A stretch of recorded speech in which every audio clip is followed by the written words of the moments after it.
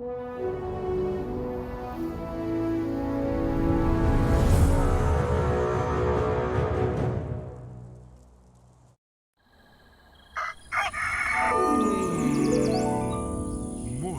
with Max.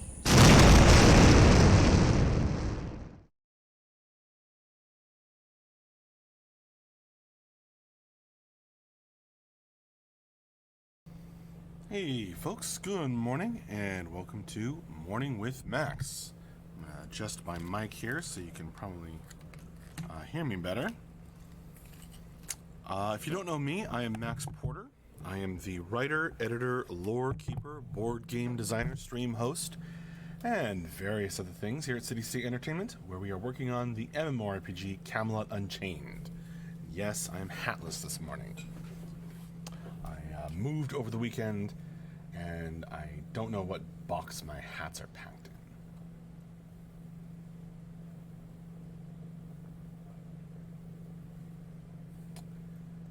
Good morning, Brand, Denarian, Lotoween. Brand doesn't think I'm the real Max. Well, I feel real. Pinched myself. Definitely awake.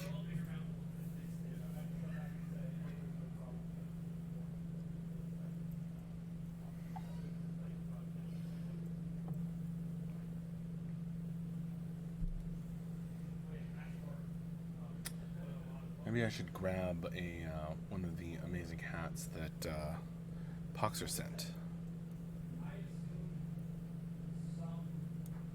Brian, how's the move? Still ongoing a little? Yeah, that's how it works, right? Can't get it all done in one day. This has been going on for a while, and still a couple more days of things to finish up. And everything's in boxes, so that's how moving goes. Lave GI, what about release date or open beta? Do you have a time plan about it? We do not have a specific date that we've given out for release or for open beta. We are in the first phase of beta right now, Lave GI, beta 1. The next thing will be beta 2. We don't have a date for that either. It will happen when we finish up some of the things that we need to finish up in beta 1, including sieges, which is happening right now. Very, very cool tests. If you're a backer and you are, I think even beta 2's got in, or above, or better, then you should not miss out.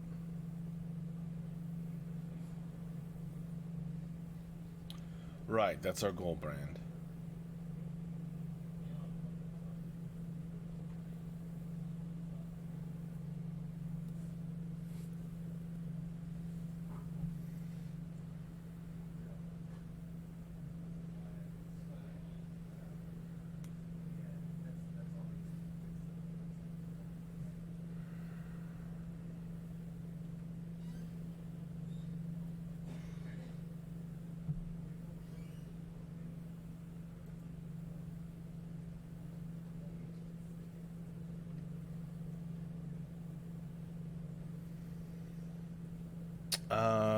Calm Tempest. Hey Max, about the enchanted map suggested from last Friday on the forums. Cool.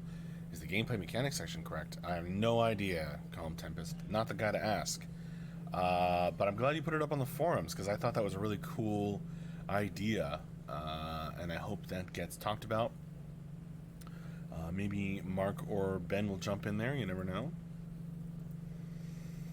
Brand says, speaking of Siege, we had our 68th episode of the Unchained Vodcast. Congratulations, very cool. Yesterday, discussing the importance of timing in CU with siege fights, capturing structures, traveling, etc. Interesting topic, Brand. I feel like that covers a whole range of things. Yeah, cool.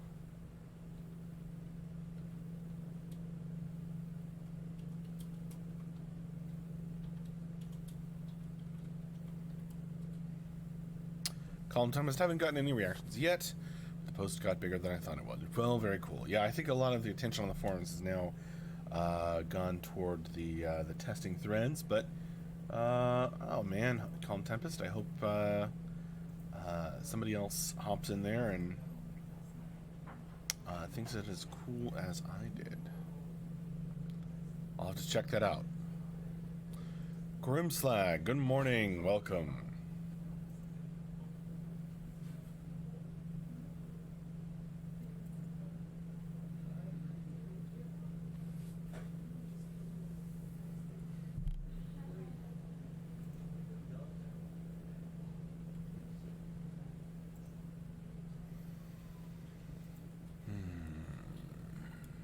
Maybe hear the week getting started in the background. For those of you who don't know, after this we do a Monday morning stand-ups meeting where everybody stands up, gets in a circle around the TV where people who don't work in this office also gather, and everybody talks about what got done last week, what they're working on at the start of this week, plans for this week, all that important coordination stuff. I'll be talking to board game manufacturers and possibly about some of the lore stuff that's kind of in other people's court.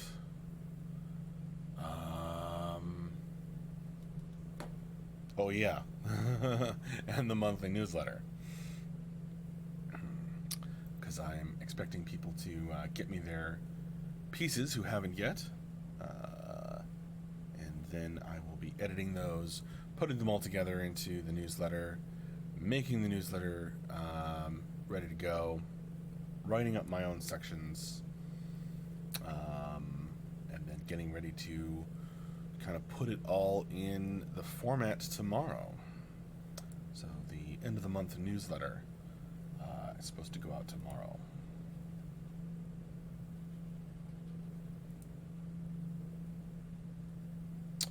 Bram, that comes out tomorrow, right? Yes.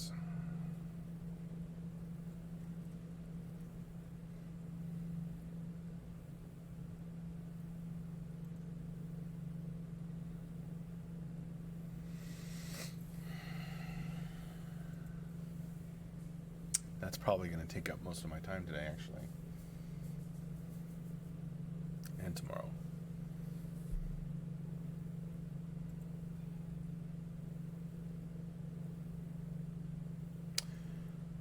Oh, Brand, when do you plan on starting back up D&D prep work streaming?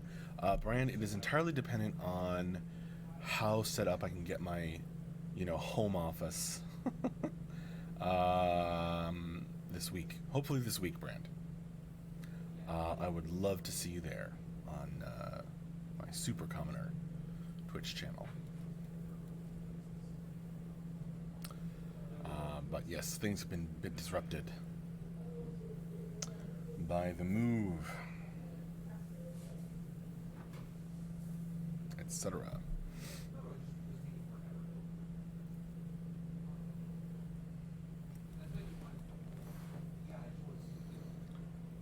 So, I mean, it depends on how quickly you can unpack some boxes, move boxes around, get the computers out of the boxes, set them up, make sure they're working.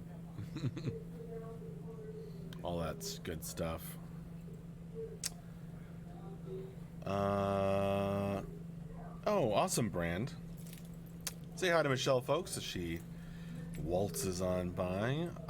Brand, I've caught a few of the prep ones, a few of the live games, fun stuff. I love to see the different styles of each group of people have been playing. Yeah, awesome. I think this relates to, Camelot Unchained in that writing for or designing a board game for various different styles and groups of people to all have fun, even in a niche kind of game. Oh, thanks for the link, Grimslag. Dino, you put your computer in a box. Man, I had mine in the seat next to me with a seatbelt when I moved. Well, I did that with my monitors. Had to do what I had to do, Dino.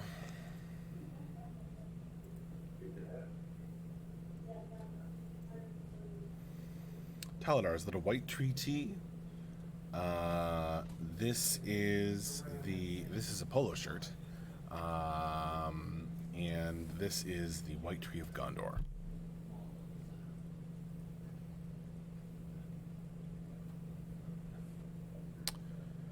Brand, my D&D group of friends are very roleplay heavy. Lots of in-character discussions, less playing D&D, more role-playing D&D. Well, that sounds totally awesome, Brand.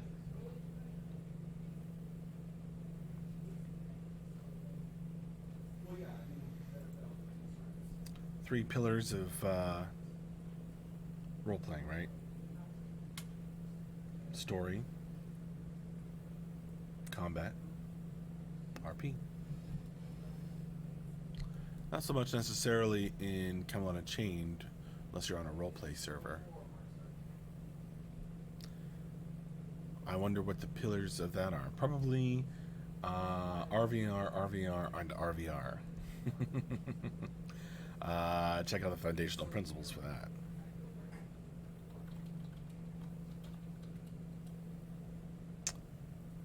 Ooh, Taladar trying to make a pun. So a Polontier, then. I guess if I had a little orb,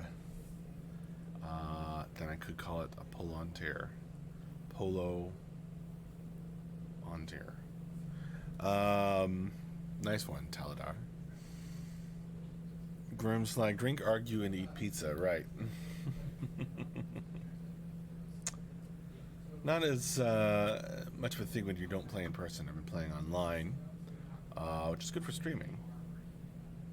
All these D&D games. Or 3 and TDD Vikings, says Brand. Indeed.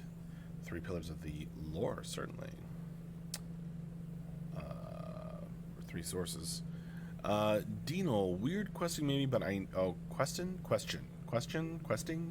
But I know you guys have shirts and sweaters for CU Swag and hats. I'd love to get a hat with the faction logo on it. We don't have hats with the logo. We have some like leftover shirts and sweatshirts from when we did the store thing and sold them. We sold a bunch. We had some left over. We've had those in the office for a while now. I don't know when CU Swag will be a thing again, but I know it will be. Michelle returns. Hi, Michelle. Comac, will CU have any influence from games like Aeon as far as rifting to other faction zones? Comac, for questions like that, you were going to have to ask a designer, but I haven't heard anything about that, Comac. I think it's all about capturing islands, traveling, working on your realm versus realm warfare, and trying to outdo the other 2 realms.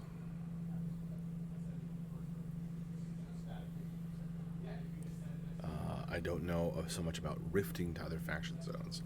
I haven't heard of any such thing in Camelot Unchained comic, but you could certainly ask a designer for more information.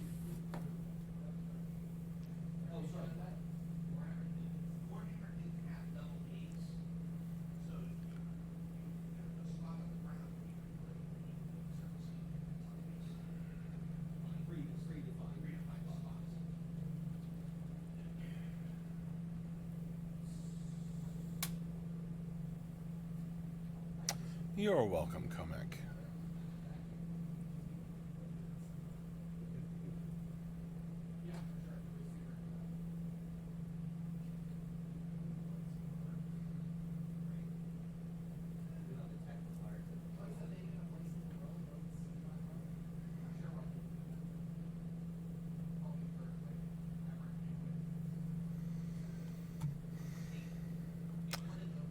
Brand,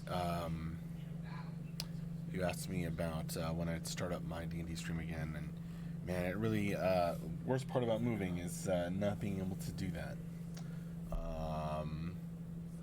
And having to cancel my D&D and Blades in the Dark games this weekend. Hopefully, before next weekend, be up and running again. Brand, is there a lore story upcoming in the newsletter? Not this month, no. Some ideas are out there. I've sent some stuff to Mark. I don't think he's had time to look at it yet. Busy guy. So I have not written a story for this newsletter. Calm Tempest, have you decided which realm you'll be pledging your alliance to already? My allegiance, I kind of want to try all three before I settle down. On different servers, of course.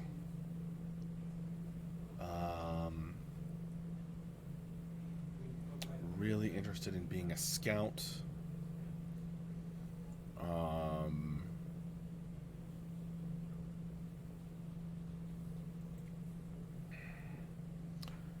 Lodoween doesn't think I'm a Viking. Well, the Viking scouts aren't as cool to me as the scouts of the other realms. But I don't know when scouts are going to be a thing anyway. And I think the Wave Weavers are hilarious. I like the Stone Healer on Vikings. I like the Stone Healer a lot. I think they're really cool. I'm not necessarily very good with them. Not necessarily a very good healer in general, but I really enjoy the kind of area, effect things that with the stones and manipulating the stones in different ways. And kind of trying to be a strategist that the Stone Healer can do. And my voice would make me a great Viking. How long can a Viking fight?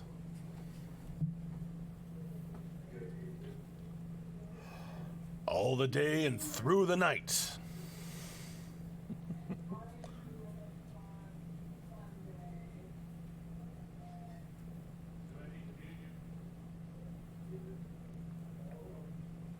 Just trying to do the hungover Viking voice. Thank you, Dinal.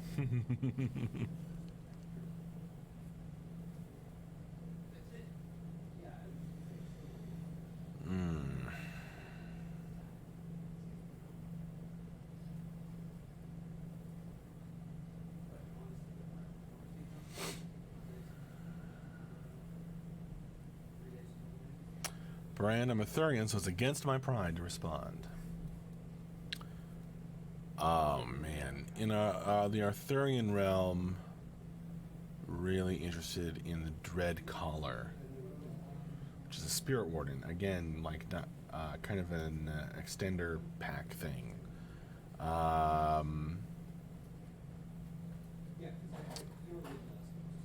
My mind is blanking on what kind of scouts the Arthurians have, or would have if scouts got in soon. Blanking. Why can't I remember? Oh, the Spectre. Yeah, that's pretty cool. Yeah, the Spectre brand. That's pretty cool. That's pretty cool.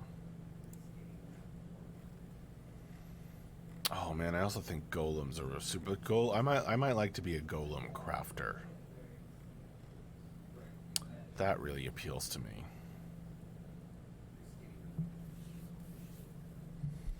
Being a golem crafter, I think, would be really, really fun.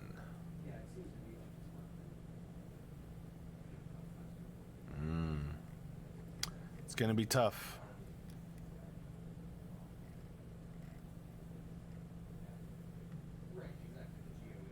And then TDD Wisp is a very cool scout. Yeah, very cool. TDD, I also think that Archer is cool for a Stalker. And mages are cool, but Flame Wardens are fun, because Fire Mage is always fun on the Arthurian side. So I have a difficult decision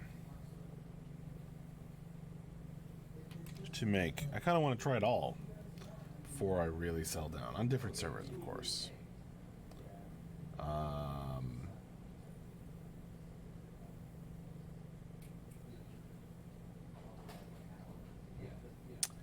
A lot of I noticed someone was working on art for Hiduk in the last update. Not Hudak. Yeah. The Sneaking Scorpion is one of the boss monsters that you can play as in the Depths board game. You can see the taxidermied cat that an awesome backer, I think it was Incredible Bulk, created and sent us, representing a Ketchi, and his name is Hiduk, I believe. And then I put Hiduk in a story, the Great Depths Raid. Here, Ludwig, I'll give you the spelling.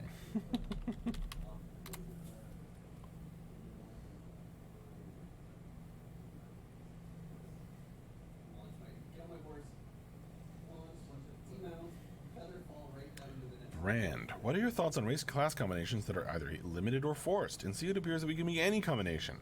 Let's say in D&D, where there are best use combinations due to racial attributes. I think it's no accident that that sort of thing appears in both games. It's been kind of a font of inspiration for Mark and designers in terms of thinking about not just Camelot Unchained, but lots of other games, but Camelot Unchained kind of getting back to those roots that make the game so flavorful and interesting. I think that it is a mistake to feel like it's limited or forced when it's not. Really, it's just, some combinations might be more effective than others. Much as in the Depths board game as well. It's no accident, because of course I was going for that. Man, there's a lot of reasons, Brand. One is that I think the primary one is just that it's flavorful. It gives the game soul. It gives the game. What an interesting question. Seriously, Brand.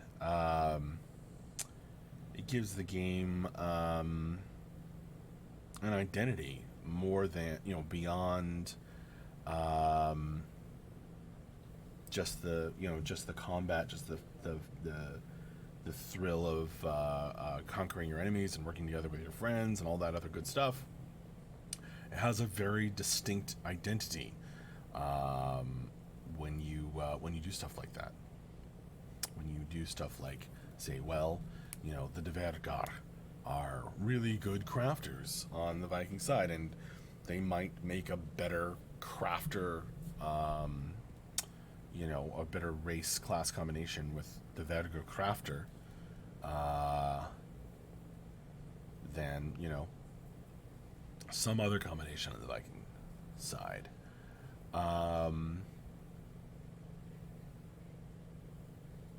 And I think that like saying, a Dverger made thing, carries some kind of weight. That's really cool. That adds to the game's soul, identity. Once you start making everything have parity or be the same, it loses that. When you kind of start to see like, you pull back the skin and everything's the same underneath, then then it's less interesting. And I think there's other reasons. Game design reasons. I think it gives something. Certainly in D&D, it gives something for new people to kind of grab onto, and it's like something they can learn very early on, that they can then say, "Oh, okay, I accomplished learning that." Like the Vergar are good crafters, better than this other combination. You can make a Lukharpan heavy fighter, but it might be have a bit more solidity in combat if you made a Firbog.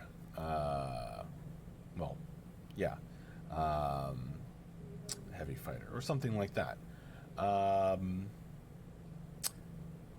And a new player can then say like, "Oh yeah, I get that. I've put those pieces together," and it gives a it's an early sense of accomplishment, I think. And I think if you come at it from like, "Oh, I'm being forced into doing this because it's 1% better or whatever percent better, or because of this, that, and the other thing," well, maybe you're putting yourself in a box.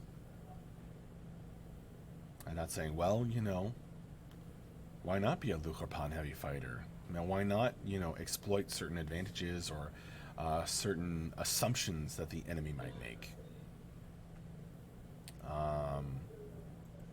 and play with that. And I think that's very true in D&D as well, as in Camelot Unchained, and I think that shines through as kind of a source material.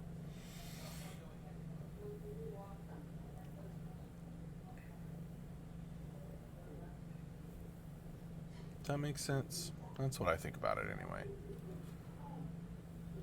I think you can be lots of different cool combinations if you want to try something a little different.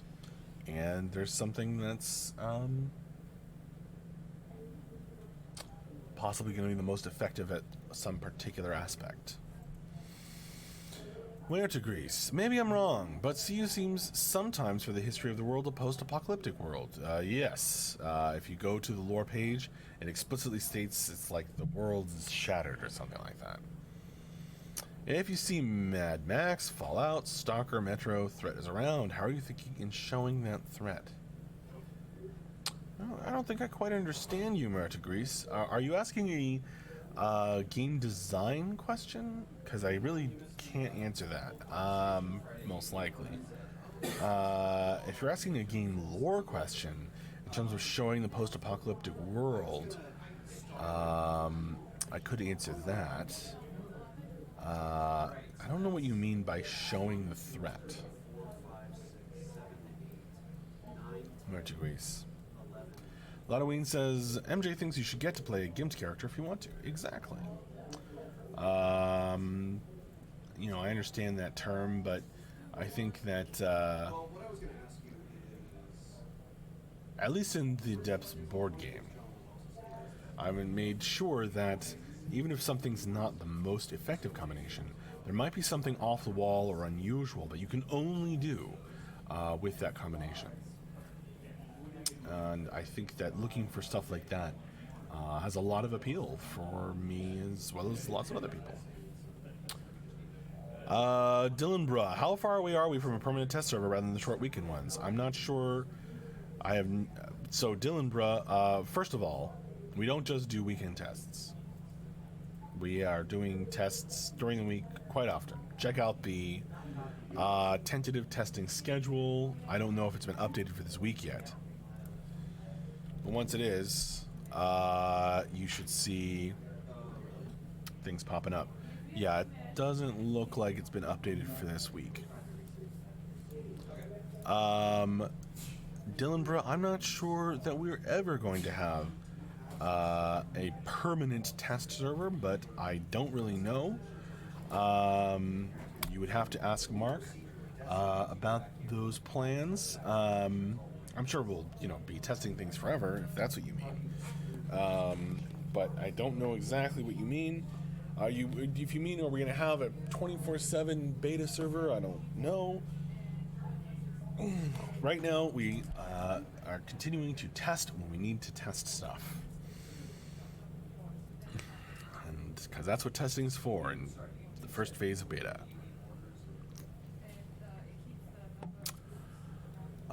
Today, hey Max, did you guys make it to AwesomeCon? I did not. I don't know if anyone else did. We did not go as a studio. Calm Tempest, I'm swaying between Devergar Crafter and Silverhand Crafter as main. Calm Tempest is swinging between two realms.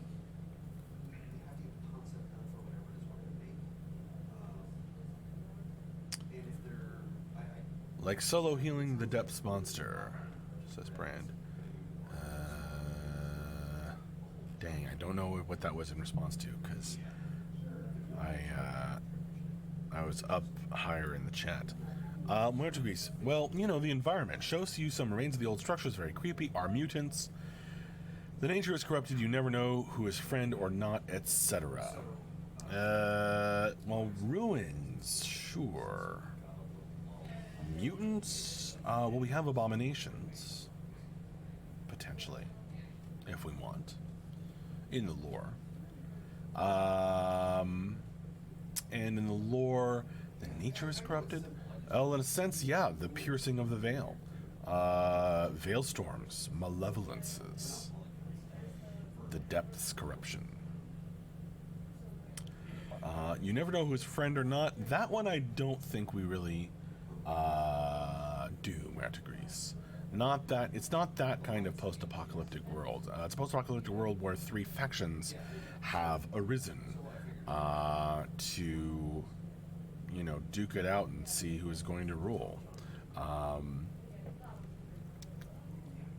Following three sword brothers.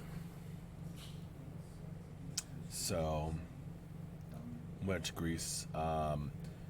It's not like that immediately post-collapse of civilization apocalypse moment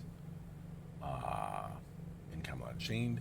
It is after there's been some rebuilding, I guess, or at least until, maybe if not rebuilding exactly, three distinct cultures have risen up to dominate the civilized, or for a better word, livable areas of the world. Denarian, the only thing I have heard about 24-hour servers was MJ saying maybe there's an open beta right before official launch. Yeah, I remember him saying like maybe about that as well. Brand, you were referring to weird and interesting choices for raising class in the board game. I chose to play the hero in our one-on-one test. Yes, Brand, you did indeed. The healer vacillated a lot in as I designed and tested between being underpowered and overpowered. But I think it's finally settled into a good place. The Lotus Wraith, are the Devout planned for much later? That's the impression I have. Yeah, the Lotus Wraith, the Devout are in the board game, but in Camelot Unchained, the Devout, Ben and Mark felt that they needed to get down the dedicated healers, the pure healers, before the hybrid Devout class. So I don't know when the Devout will be worked on, but I believe they are slated for launch, along with many other classes. The Devout are already being worked on, says Brand. Okay. Oh, the support class is next to get added to the beta. Indeed. The Halloween, they will be in launch. Oh, yeah, I thought so. Hard to say when they will get into beta.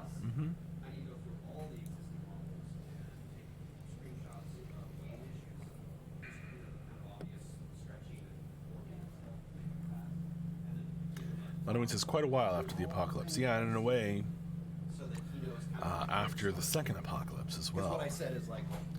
Because of the second breaking. When the three brothers split and went to war with each other. Kind of broke everything again.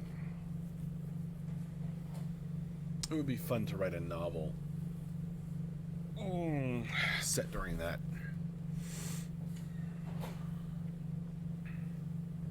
Halloween is the second breaking a long time past. Well, it is long by some reckoning. Yes, it is a long time past. But it is very fresh in the minds of everyone. Halloween, that has never been clear to me. Yeah, we don't really nail down our chronology super precisely due to the terrible record keeping in the world of Camelot Unchained after the apocalyptic events, just like the Dark Ages in medieval Europe.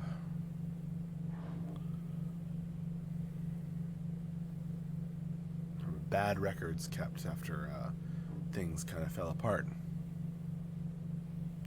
Do you know what would be fun to read said novel? Yeah. The Lotus Wraith. My brother is a novelist. Cool. I have written a novel. It is called Pandalay.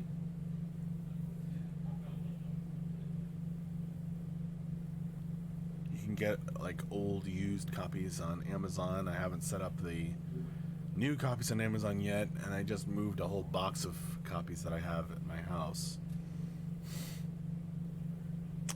The Lotus Wraith, it's pretty hard work, but I think it's rewarding. It is indeed. Lonely, but rewarding. Halloween, I suppose there won't be any stone tablets with historical records lying about for us to find. Oh, there might be, Halloween. There might be. That would be really cool.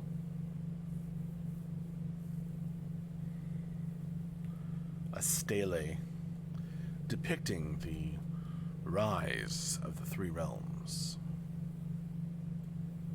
and the subsequent breaking.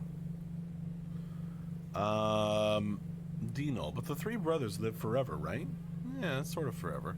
But wouldn't they know some kind of timeline? Yeah. But that doesn't mean they, just because their memories are long or stretch back over a long period of time, it doesn't mean that they are historians recording all of this information year by year. Yellow Raven Ink. Woot, is it available for Kindle as well? Are you asking about me? Pandalay? I have to like set up the PDF on Amazon, and I haven't. The Lotus Wraith. Your brother's book is called The God Saga Into Night. Very cool. Well, I mean, I guess you'd have to ask Nura if they live forever. Indeed.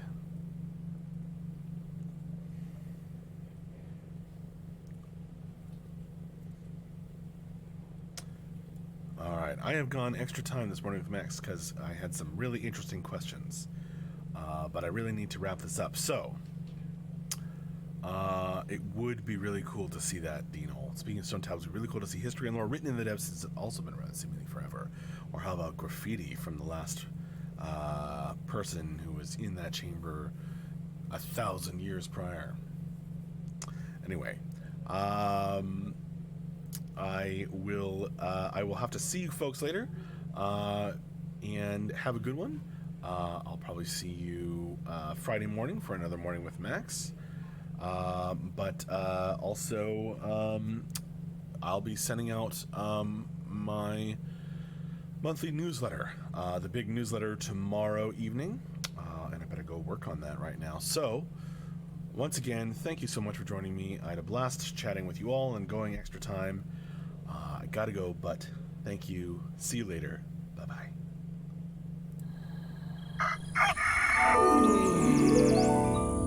Morning with with Max.